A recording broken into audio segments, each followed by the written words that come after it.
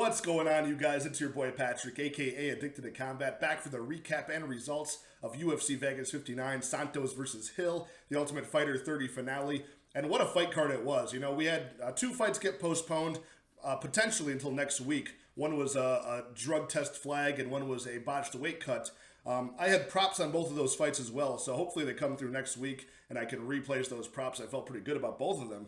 And, I went 6-4 in predictions on the remaining 10 fights. All 10 fights were finishes, a very exciting night. I had to rewatch a couple of the prelims this morning, and they were exciting as all hell. And then I went 3-2 on the 5 money lines that I had placed, and 1-1 on the remaining props, ending up with just under 1 unit of profit. So I squeaked by, profitable, and it all came down to the main event at the end of the night. If Jamal Hill would have lost, I would have been in the red.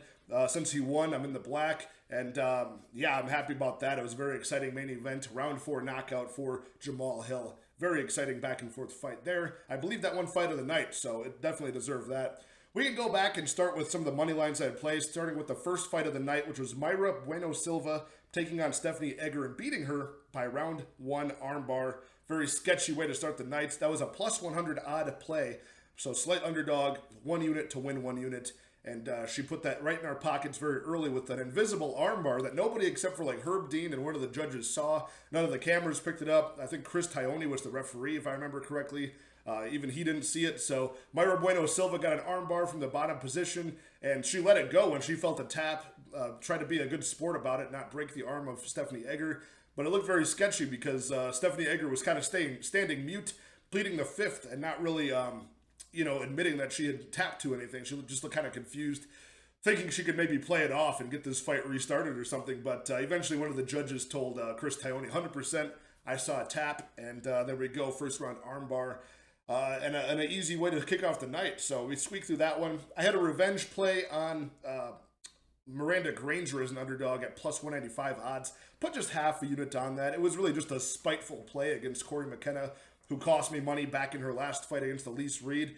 But she fixed her mistakes. McKenna exploited the wrestling and grappling deficiencies of Miranda Granger coming off of a huge layoff, and she just put her on her back. Almost finished the fight by arm triangle in round 1. In round 2, she manages to exploit a mistake on the ground of Miranda Granger and get a Von Flue choke, which is extremely rare to see, especially in the women's divisions at this weight class. So she gets a Von Flue choke in round 2.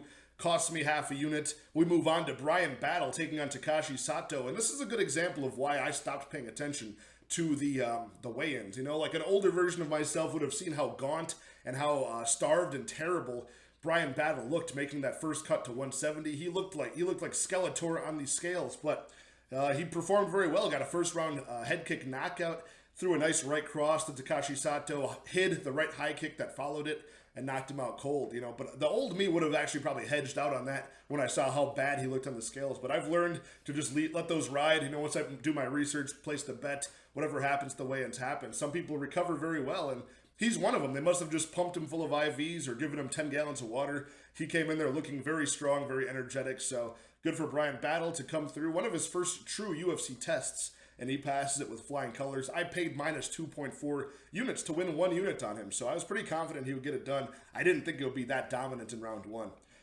Moving on to, one of the next fights I had action on was the Spivak Sakai fight, just calling those two big sloppy guys to finish one of the other. I thought Spivak would win by ground and pound, and that's pretty much what he did. Was able to take down the big Augusto Sakai, who's now on a 4-fight losing streak, all by stoppages. So in round 2, I did play, I paid 1.7 units to win 1 on the under 2.5 in that heavyweight fight, and that cashed as well. The one that did not cash was the Vicente Luque to beat Jeff Neal. I paid 1.75 units to win 1. Lost that, and then I paid 1 unit at plus 108 odds for the fight goes to decision because both guys durable, both guys never been finished by strikes in the UFC anyways. Vicente Luque never. Jeff Neal only been finished twice in his entire career pre-UFC, but man, he was able to win the boxing exchanges in round 1, win a lot of the clinch exchanges on the fence as well. Vicente Luque probably won round 2. It was kind of, just had to wait for the clock to run out in round 3, and hopefully Vicente Luque could take over. But man, he got hit by some massive strikes. Jeff Neal, his boxing looked incredible, and then once he got Vicente Luque rocked, he just unloaded a series of like 6 or 8 uppercuts against the fence until Vicente Luque's forehead literally smashed against the canvas and he was out. So very good for Jeff Neal. I was excited for him, happy to see him win that fight and get his momentum really back on track, putting a stamp on that fight against a tough opponent. So he'll be moving up the ranks here, right back in position to get like a contenders match. We'll see who he fights next, and then but with that, like I mentioned at the beginning of this video, I mean, I was in dire straits because I would have been negative if Jamal Hill would have lost, but positive if he won. I put 4.1 units on Jamal Hill to win 1.5 units. That was at a minus 275 price tag. Very confident in Jamal Hill. And Thiago Santos started dusting off the wrestling acumen. He started wrestling Jamal Hill and getting him down several times in that fight. It was, I want to say, like somewhere between 3 and 5 takedowns he landed in that fight. I can't remember. But, Jamal Hill really never giving up position, never really like accepting the position, always getting back to his feet and, giving him hell with a series of strikes. And eventually in round 4, after Thiago Santos got tired and blew his gas tank in round 3, he was just kind of, a little bit too exhausted to really brace up and absorb those punches from Jamal Hill. So he got dropped and finished by ground and pound. And it was a great moment. You see this nice young rising prospect at 205 pass another big test and actually put a stamp on this one and finish Thiago Santos. Not take him to a decision like Johnny Walker or Magomed Ankalaev, but to finish him in round 4. Very impressive there and made me go positive for the night. I did have that minus 0.75 units on the Hail Mary parlay, both Luque and Zach Pauga losing the parlay there. So overall, just under 1 unit of profit. And yeah, I mean, I hope we get to see Priscilla Cachoeira next week against Ariane Lipski, because I was pretty confident, especially with Lipski missing weight badly. I was hoping that they'd let her go in there and fight and get knocked out in round 3 by Cachoeira. I had sprinkled quarter unit plays on her by knockout and in round 3. And I think that would have hit because Lipski definitely, didn't look great on the scales and missed weight, but wasn't medically cleared. They moved this on to next week, but we had Josh Quinlan also test positive for steroids once again, and this time it's a different steroid than last time, so he got positive for Masteron is the brand name of the drug he got popped with last time, a very fast clearing steroid that a lot of guys use in all sports, but especially MMA, and now he gets positive for a metabolite, the world famous M3 metabolites that John Jones tested positive with, and so did Manel Cape recently too. It's from an oral steroid called Turinabol, which a lot of athletes use because historically you could really stop taking this drug within a week or a few days, and you could pass all of the urine tests and be totally fine. But back in the end of 2011.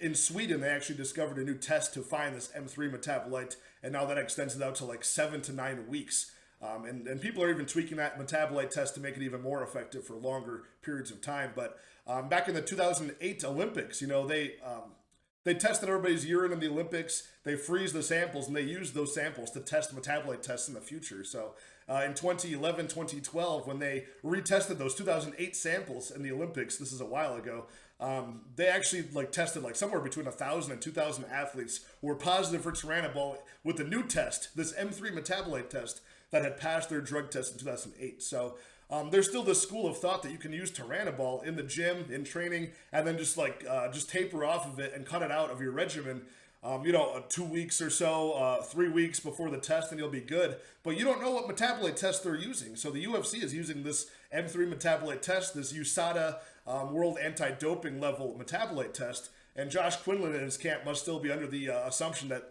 they're good to go at a certain point in time.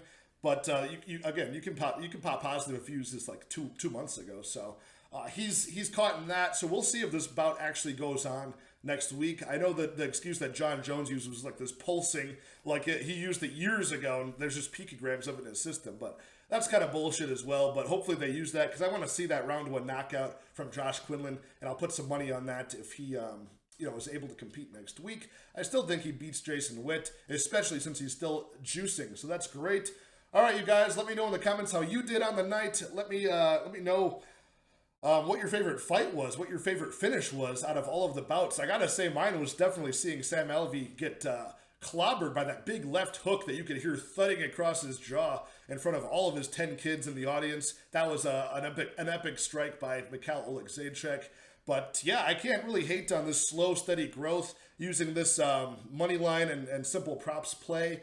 Cutting it close, but was still positive for this event. And moving on to next week, I'll have that full card breakdown out in the next couple days. I'll go live once again on Wednesday nights, 9:30 Central Time. I may have Lou Betya from the MMA Engine on that live stream as well, and then we'll go on from there. Best bets and props, and another fight night in a row. So, all right, you guys.